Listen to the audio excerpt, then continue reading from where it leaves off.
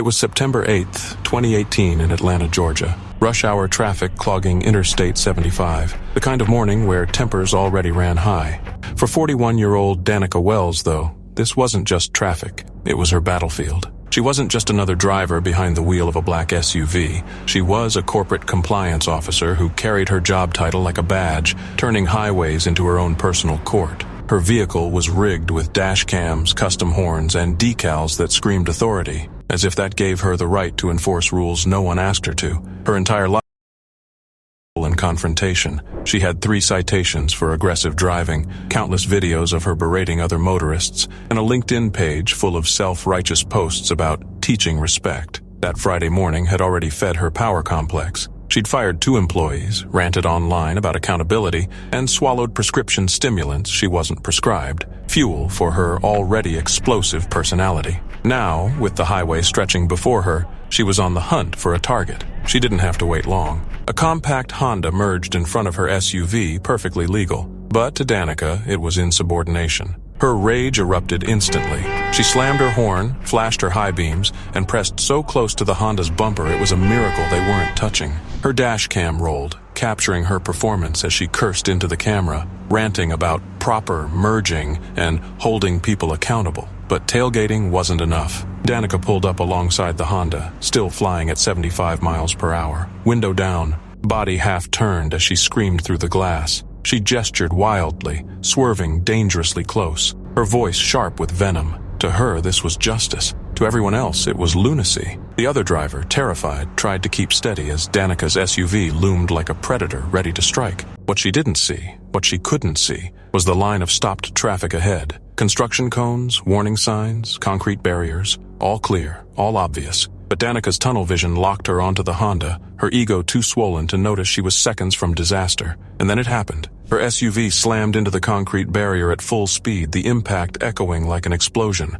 4,000 pounds of metal launched into the air, flipping violently. Once, twice, 3 times. The vehicle crashed back to earth upside down, mangled beyond recognition. Inside, Danica's body was whipped like a rag doll, her spine shattered in multiple places, her skull cracked against the roof. Her organs tore from the sheer deceleration, crushed under twisted steel. By the time rescuers reached the wreck, she was gone, lifeless, broken, her seatbelt and authority both meaningless against the physics she ignored. The dash cam never stopped rolling. It captured every scream, every wild gesture, every second of her fatal obsession. When authorities released the footage, it went viral instantly. People saw exactly how her aggression led to her death. The same platform where she had once boasted about accountability now mocked her. Comments flooded in. Compliance Karen couldn't comply with traffic laws. The driver she terrorized survived, but not without scars. They needed counseling to cope with the memory of watching someone's rage explode into a fatal accident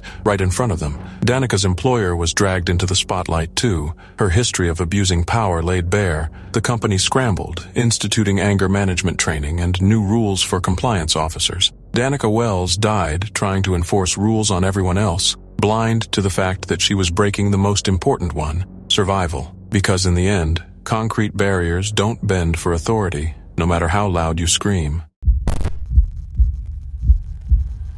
In Ocala, Florida, residents say one woman turned their neighborhood into a nightmare. Her name, Susan Lawrence. And if you ask the families who lived near her, they'll tell you she was less of a neighbor and more of a tormentor, for reasons nobody could quite figure out. Lawrence seemed to have made it her personal mission to harass the children in the area. The very sound of kids laughing and playing in the street, something most would call the heartbeat of a community, was like nails on a chalkboard to her. Day after day, parents say she lashed out. If children rode their bikes down the block, Lawrence would come storming out of her home, hurling insults their way. If a ball bounced too close to her yard, she'd respond not with patience but with rage, shouting, flicking the kids off, and spewing words no child should ever hear. What should have been innocent summer evenings filled with chalk drawings and jump rope turned instead into a constant cycle of intimidation. Residents whispered about her behavior, calling her the Karen of the block, because she just couldn't leave the children alone. But things didn't stop at yelling and middle fingers.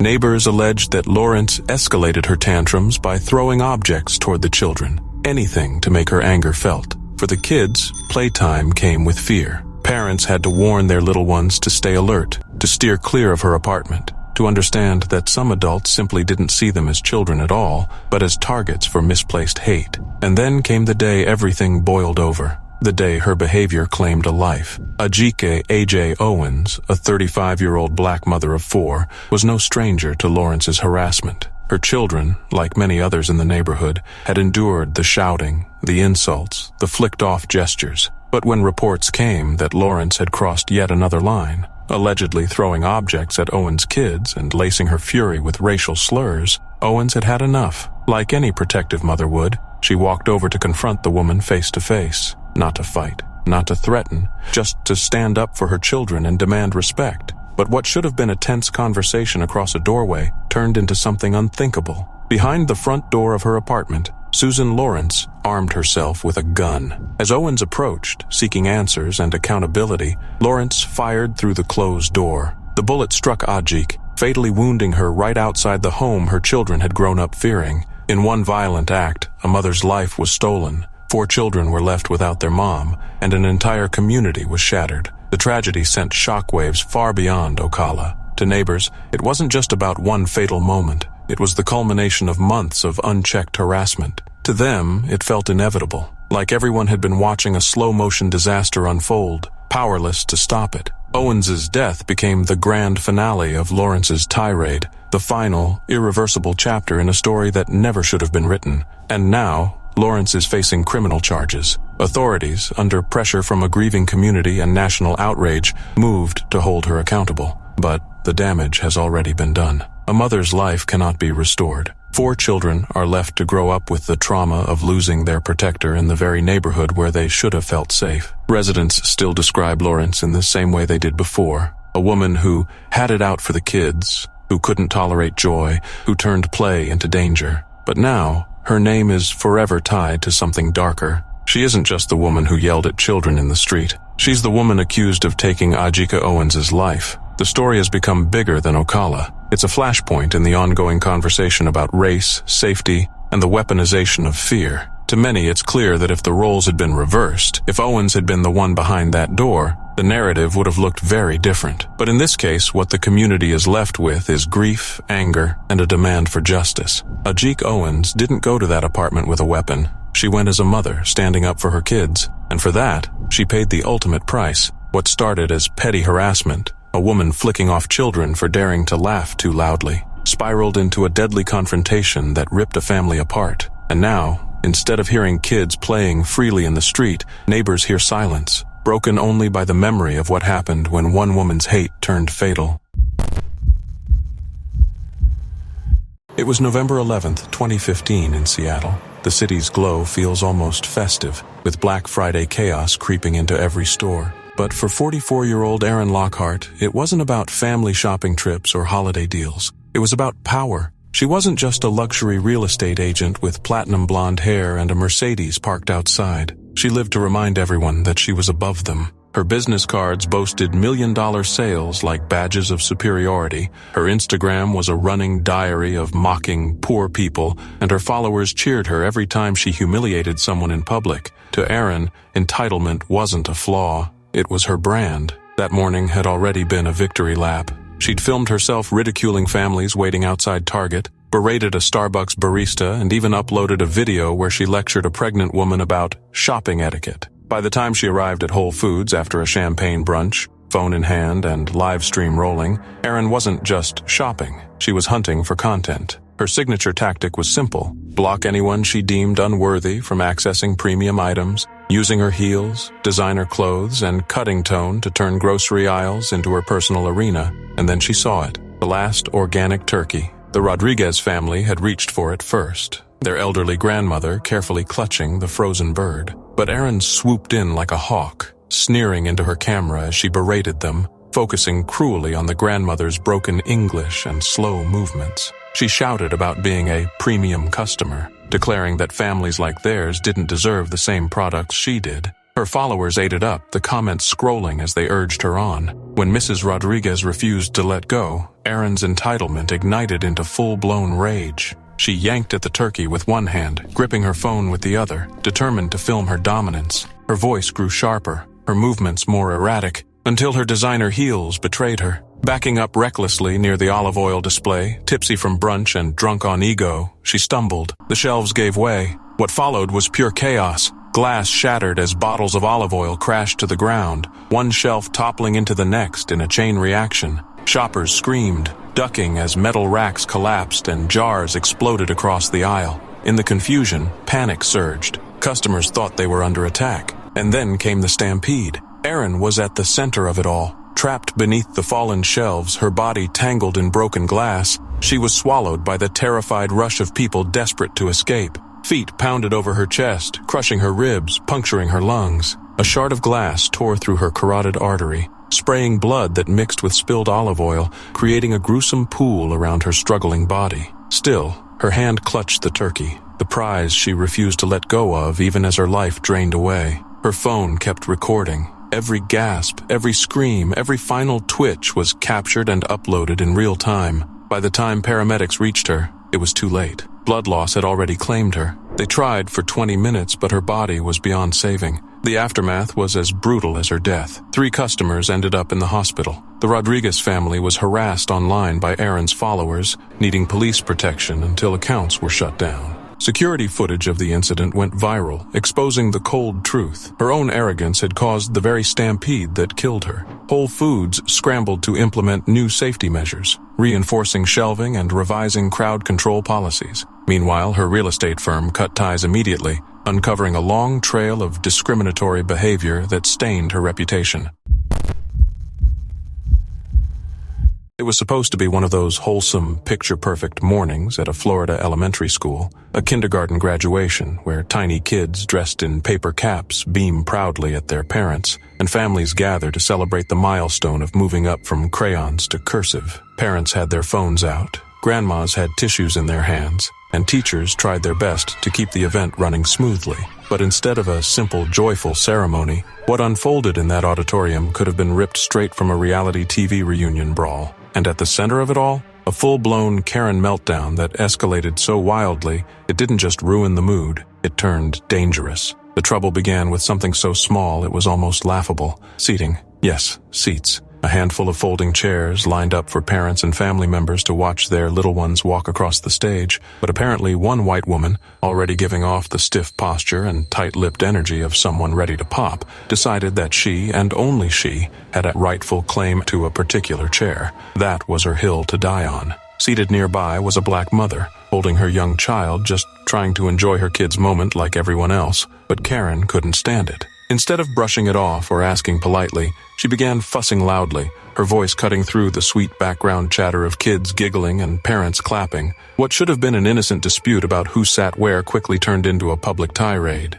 Witnesses say the woman's tone was sharp, venomous, and laced with entitlement. She leaned in, pointing her finger, her words dripping with disdain as she berated the black mother, loud enough for everyone within a 10-foot radius to hear. People shifted uncomfortably, teachers tried to intervene, but Karen wasn't backing down. She had decided that this was her stage now, and then came the moment where things went from embarrassing to downright dangerous. With her child still in her arms, the woman lunged. Yes, she actually threw hands while holding her baby, swinging and shoving at the black mother as if this kindergarten graduation had turned into an underground fight club. Gasps rang out from the crowd. Children screamed. One father, who happened to be standing nearby, nearly got caught in the scuffle as Karen flailed recklessly, putting his safety in jeopardy. In a split second, what started as words nearly turned into someone being seriously hurt. The black mother, clutching her child, tried to shield herself while Karen continued to press forward. She could have dropped that baby, one shocked parent was heard saying. And worse, her erratic movements sent a row of chairs toppling backward, almost striking a black man who had been recording the ceremony on his phone. Witnesses say if he hadn't stepped back quickly, he could have been hit in the head, trampled, or worse. Karen's outburst wasn't just rude. It put lives at risk in a room full of families and little kids. By this point, chaos had taken over. Teachers rushed to pull the women apart, children were crying, and the whole celebration looked more like a scene from a viral fight video than a school milestone. Parents yelled for someone to call the police, and within minutes, officers were on the scene, trying to de-escalate the madness. Even then, Karen reportedly kept flapping her gums, still furious, still insisting she was the victim in the story she had written in her head. Instead of celebrating the kids, people were left talking about That crazy lady who decided to throw a tantrum and nearly turned a school event into a tragedy. One witness summed it up best. She was reckless. She didn't care who got hurt. She had her own baby in her arms, and she still decided to fight.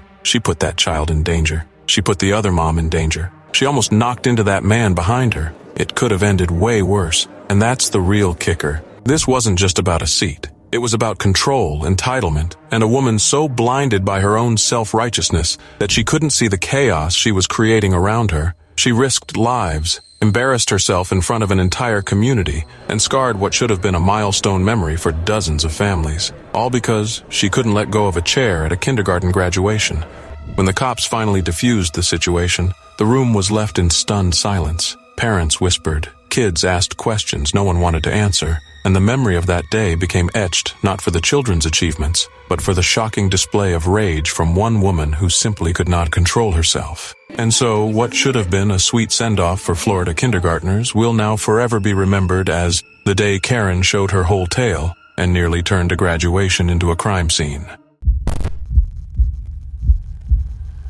It was July 4th, 2019 in Miami. Fireworks cracked in the distance. Families gathered around grills, kids splashed in pools, and the air was supposed to feel free, celebratory. But for 39-year-old Natalia Brooks, Independence Day wasn't about freedom. It was about control. At just 5'3", she ruled her suburban neighborhood like a miniature dictator, armed not with weapons but with HOA violation forms, a golf cart rigged with cameras, and a Facebook group called Violation Reporting, where over 200 residents lived in fear of being exposed. To her, being HOA president wasn't community service. It was a throne. That morning had already been a triumph for her power trip. She handed out citations for excessive decorations, filmed kids for noise violations, and ranted online about neighbors destroying property values. By noon, wine in hand and drunk on authority, she spotted a line of parked cars outside the Johnson family's pool party. To Natalia, it wasn't a holiday gathering. It was an unauthorized threat to her rule. She grabbed her clipboard, straightened her business suit, hit record on her phone, and stormed over like a sheriff ready to make an arrest. This was her routine. She would barge into people's lives, scream about rules, and then pull her signature intimidation move, walking backward, never breaking eye contact, as if her glare alone could force submission. And it usually worked. Parents folded, teenagers looked away, neighbors gave up. But that day, her performance turned deadly. Natalia shoved through the Johnson's gate, clipboard raised like a badge, shouting about illegal gatherings and parking violations. Families froze mid-burger bite. Children shrank back as she filmed their faces, declaring she ran this neighborhood. Her voice bounced across the pool deck as she strutted toward the water, heels clicking, clipboard waving. But then she made her fatal mistake, stepping onto the slippery stone, coping at the pool's edge, still walking backward, still locked in her dominance routine. The surface was wet, slick from children's splashing. Her leather heels slid. In a heartbeat, her balance vanished. The clipboard flew from her hand, and then came the splash. Her body hit the deep end hard, suit and shoes instantly turning into anchors. The fabric dragged her down before she could scream. Her arms flailed in panic, hands clawing at water that gave no grip. The clipboard bobbed beside her, mocking her authority as she sank deeper. At first, party guests thought it was another stunt, another dramatic attempt to scare them. But seconds stretched into minutes, and her thrashing grew weaker. By the time anyone realized she wasn't acting, it was too late. Over 3 minutes underwater, her lungs filled, her chest convulsed, and her body went limp beneath the surface. Emergency responders pulled her from the bottom, still clutching a crumpled wad of violation forms, the ink dissolving into unreadable pulp. Her death rippled through the neighborhood, but not with grief. Behind closed doors, people admitted they felt relief. Relief that the constant harassment, the surveillance, the threats, all of it had finally ended. The Johnson family faced no consequences. The party was perfectly legal. Natalia had been trespassing. The HOA dissolved her position immediately. The Facebook group that once fueled her tyranny was shut down after members began celebrating her downfall. And the state itself took notice, passing reforms to curb the unchecked power of HOA presidents. Natalia Brooks thought she could rule her neighborhood forever, but on that holiday meant for freedom, her obsession with control dragged her to the bottom of a pool, turning her clipboard and her power into nothing more than waterlogged fragments. This Karen might not have lost her life, but she certainly put another man's life at risk with her tantrums. It was late at night, the kind of quiet evening when most people just want to head home, kick off their shoes, and settle into peace. Real estate developer DeMichael Jenkins had just returned to his house, a home he had worked hard for, a home he shared with his wife, a home where he should have felt safe. But that night, instead of a calm arrival, he found himself at the center of a scene straight out of a nightmare. As Jenkins pulled up, headlights fading, he noticed movement at his front door. A white woman with her 2 children in tow was frantically pressing his doorbell, pounding on the door like she was fleeing some unseen danger. His wife had already stepped forward, answering the door with confusion written across her face. Jenkins, being the kind of man who doesn't ignore someone in distress, approached carefully, asking the question anyone decent would ask, "Do you need help?" But instead of a thank you, instead of relief, what came next was pure chaos. The woman's eyes widened as though she had just seen a ghost, or more accurately, the villain she had invented in her own mind. Without hesitation, she turned on him, her voice rising to a shrill pitch. She didn't see a neighbor. She didn't see a husband coming home. She didn't see the owner of the very house she was pounding on. No, what she claimed to see was a stranger, a threat, someone who didn't belong. "You don't live here?" she allegedly spat, her voice echoing through the night. And then came the scream, sharp, panicked, and deliberately loud enough to pierce the silence and draw attention. "Help! Help!" she cried, weaponizing fear against a black man standing in front of his own home. In that split second, Jenkins' life was put in danger, not from anything he had done, but from the lies spilling out of this woman's mouth. History has shown us how quickly things can spiral when a black man is falsely accused. All it takes is one neighbor calling the police, one trigger-happy officer arriving on the scene, one misunderstanding,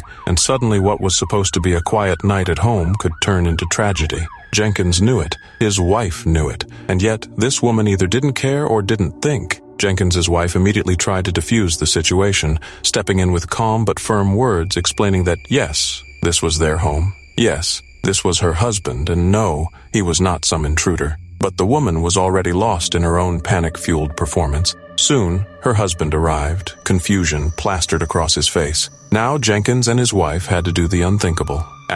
Prove to strangers that they were not a danger in their own space. Imagine that, being forced to justify your very presence inside the home you bought, lived in, and loved. "Your wife is mistaken," Jenkins and his wife explained. "We live here. This is our house. I am not a threat to her." But even as they laid it out plain as day, the damage had already been done. The implication was there, loud and clear. A black man's existence in his own neighborhood was somehow suspicious. His presence alone had been enough to trigger accusations that could have cost him everything. Social media, however, wasn't having it. Once word of the encounter got out, people unleashed a tidal wave of backlash. They dragged the woman across every platform, holding her accountable for the reckless scene she created. And the criticism cut deep.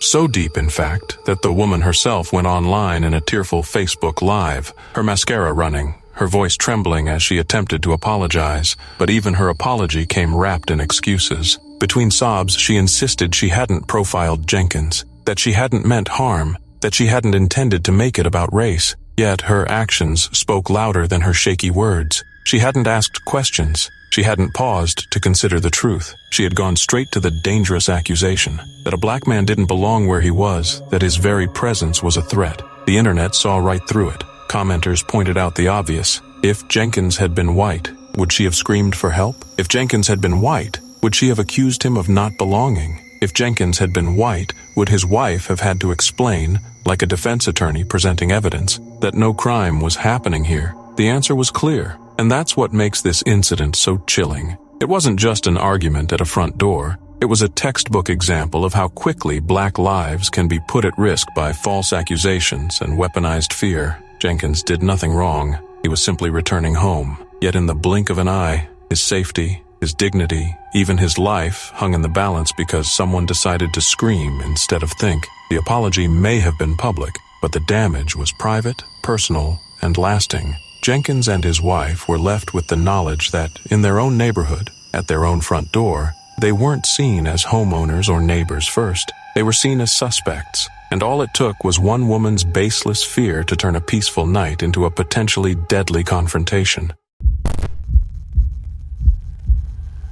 It was October 8th, 2015, when Susan Rodriguez's relentless crusade for justice at her children's school turned into a night no one at Lincoln Middle in Boise, Idaho, would ever forget. At 43, Susan had become infamous within the district, the parent every administrator whispered about and every teacher dreaded. She wasn't just a mother. She was a force of disruption, thriving on confrontation, her voice booming through school hallways, her phone always ready to film the next scandal she could push online. What she called advocacy was, to everyone else, a one-woman performance staged for attention and control. That night she showed up nearly an hour and a half before the school board meeting, prowling the halls like she owned them. Before the chairs were even set, she cornered the principal, demanding an overhaul of the cafeteria's lunch menu and threatening to expose the truth to the media. She spoke loud enough for every parent nearby to hear, declaring the administration was failing their children, pointing fingers, drawing eyes. When reminded that the meeting hadn't even started, Susan didn't falter.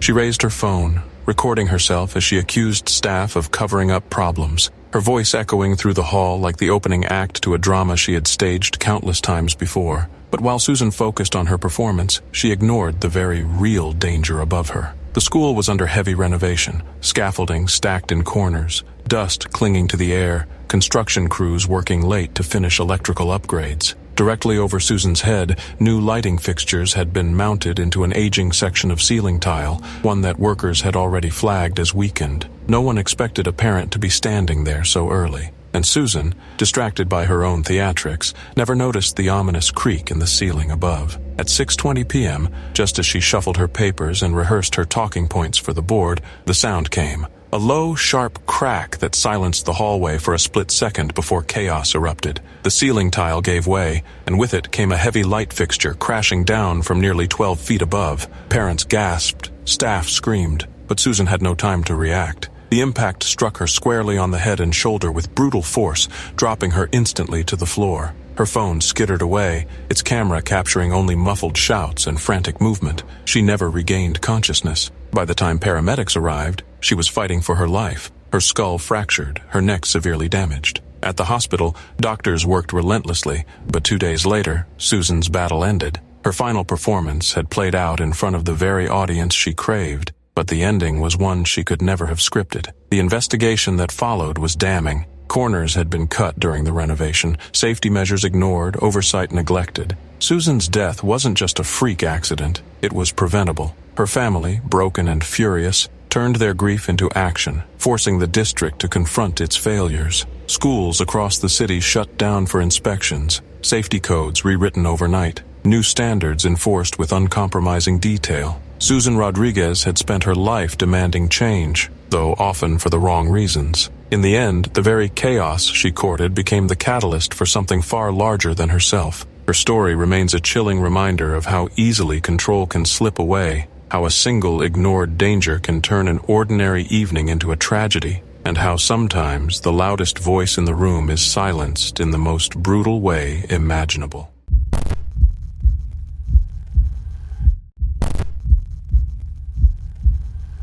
When people talk about Karens, they usually mean someone who throws a tantrum in a store, calls the cops for no reason, or harasses neighbors over petty grievances. But in Bedford, England, one Karen-level meltdown ended not just in embarrassment, but in death, destruction, and tragedy so shocking it rattled an entire community. Her name was Rena James, 43, and for years, neighbors said she had been locked in a bitter feud with the family living above her. The noise of their washing machine, the thud of early morning workouts, even the sound of children playing, things most people brush off, seemed to consume her. Instead of letting it go, she filed complaints to her landlord, to counselors, even to police, but nothing eased her anger. The more she stewed, the more the tension grew, until it exploded, literally. On July 4th, residents of Redwood Grove woke up to what would become one of the most horrific scenes in the block's history. At 9:30 in the morning, James armed herself with a hammer, smashed her way into her neighbor's flat, and poured petrol all over the surfaces.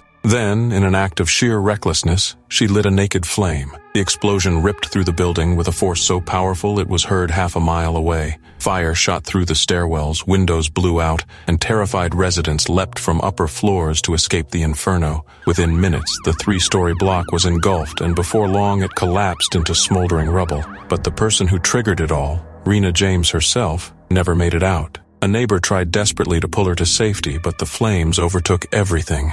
Her body was later discovered in his flat, burned and broken, a grim end to the chaos she had unleashed. 3 others were rushed to hospital, including a firefighter who inhaled thick smoke and a resident left with leg injuries after leaping from the burning building. For survivors, the memory of that day is burned into their minds. The deafening blast, the walls shaking, the frantic screams as people clawed their way to safety. At the inquest, the coroner called her death a misadventure, but to many, it felt more like the final act of a Karen crusade gone horrifically wrong. What started with petty complaints over noise spiraled into a fiery act of vengeance that ended her life and destroyed dozens of others' homes. Neighbors who once rolled their eyes at her constant grievances now shudder at the memory. The woman who couldn't stand the sound of kids playing upstairs or a washing machine running at dawn ultimately went out in the most destructive way imaginable, by setting her entire block ablaze and perishing in the very inferno she created. This wasn't just another Karen incident caught on camera or ridiculed online. This was the deadly extreme of what happens when entitlement, obsession, and rage mix together with fire and gasoline.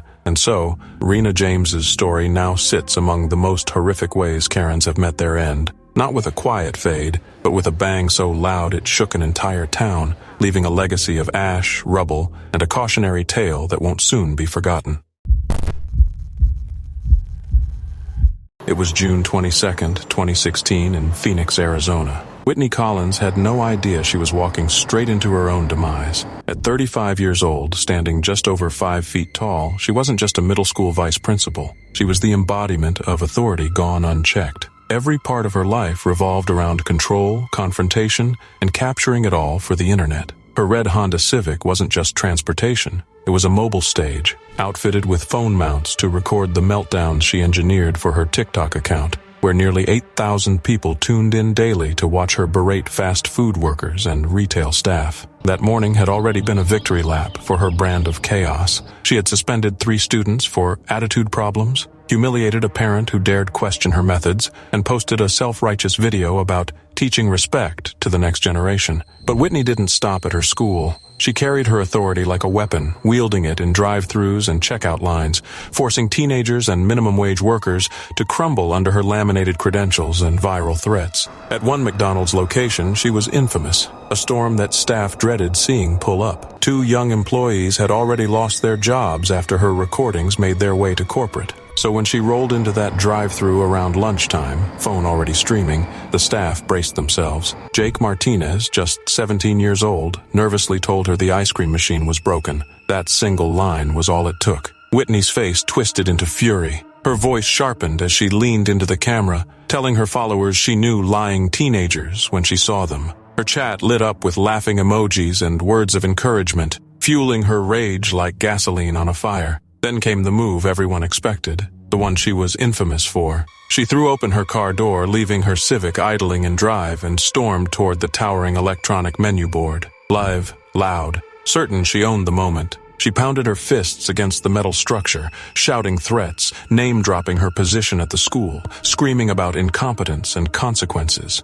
And then, with her audience urging her on, she made her fatal mistake. She began shaking the menu board violently, each motion rattling bolts already weakened by desert windstorms. The sway was subtle at first, but it grew with every hit, every pull. Whitney didn't notice. She was too focused on Jake, too consumed with blaming him, too locked into the high of an audience egging her on. And then the impossible became inevitable. The metal giant groaned, tilted, and toppled. In one horrifying instant, the structure slammed down on her back, crushing her against the slow-rolling bumper of her own car. The sound was sickening. Ribs shattering, spine snapping, organs collapsing under 200 pounds of steel. Her livestream didn't miss a second. Viewers watched in stunned silence as her screams turned into gasps, her rage twisting into a final chilling stare of blame at the terrified teenager who had done nothing but tell her the truth. Jake quit the job that day, scarred by what he had witnessed. For weeks, he couldn't sleep, haunted by the image of Whitney's last breath. Investigators later discovered that behind the camera-ready persona,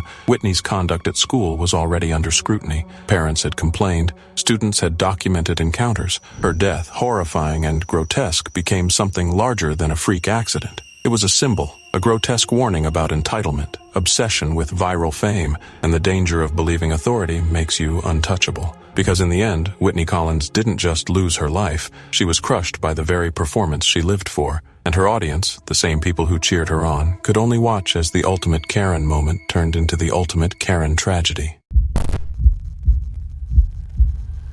For Jasmine Thomas, it was supposed to be just another day at work, a job she had been faithfully doing for nearly a year. She drove down Bellerive Drive in Aiken, South Carolina, on her way to care for a hospice patient, the father of Josh Herring. Jasmine wasn't there for drama or trouble. She was there to do what she always did, provide comfort, compassion, and care to a family in need. But what should have been a quiet start to her shift turned into a terrifying ordeal that she'll likely never forget. As she pulled up to the familiar home, nothing seemed out of the ordinary. The neighborhood was calm, the kind of place where you'd expect to hear birds chirping or see kids riding bikes. But that peace shattered in an instant. Out of nowhere, a white man stormed up to her car, his fists balled and his face twisted with anger. He didn't walk, he charged. And before Jasmine could even process what was happening, he was at her driver's side window, pounding on the glass like he was trying to break it down. The sudden violence jolted her. Her heart raced as the thuds of his fists echoed through her car. Unsure of what to do, she cracked the window, maybe thinking she could calm him down, maybe hoping he just wanted to speak. But the second the glass lowered, his rage exploded. As seen in the TikTok video Jasmine later posted, the man swung at her, his arm darting through the gap in the window, fists coming frighteningly close to her face. What happened next was pure chaos. Jasmine tried to open her door, perhaps to step out and defend herself, perhaps to escape, but the man wasn't having it. The police report later confirmed what the video showed. He grabbed her door and began slamming it against her over and over again, the heavy metal crushing into her body as she struggled to keep her footing. The sound of the door clanging shut, her cries of protest, and his shouts filled the air in a disturbing display of violence. "You don't belong here!" he screamed, his voice sharp, venomous, and dripping with hatred. Those 4 words weren't just an insult. They were a declaration that in his eyes, Jasmine, a black woman doing her job, had no right to exist in that space. And he didn't stop there. Between his wild swings and slamming the door, he spewed slurs at her, calling her out of her name, even hurling the word "bitch" with such force it cut through the chaos like a knife. The irony was staggering. Jasmine did belong there. She had been caring for the family's father for a year, showing up day after day with professionalism and compassion. She was a trusted caregiver, a steady presence in a household facing loss and grief. Yet, in that moment, all of that meant nothing to him. In his eyes, she was just someone to attack, someone to demean, someone to try to erase with fists and fury. And the danger was very real. Every time he slammed that door into her, every time he swung his fists, he wasn't just trying to intimidate. He was trying to hurt her. He didn't care about her safety, didn't care that she was there to work, didn't even care that his actions were being filmed. His rage had completely consumed him. Thankfully, the video evidence didn't lie. Jasmine's TikTok captured the assault in shocking detail, showing the world exactly what she had endured. Viewers were outraged, horrified that something like this could happen to a woman simply arriving at her job. The comments poured in, demanding accountability, demanding justice, and justice did come, at least in part. The man was arrested and charged with third-degree assault, a small but significant acknowledgement that his behavior wasn't just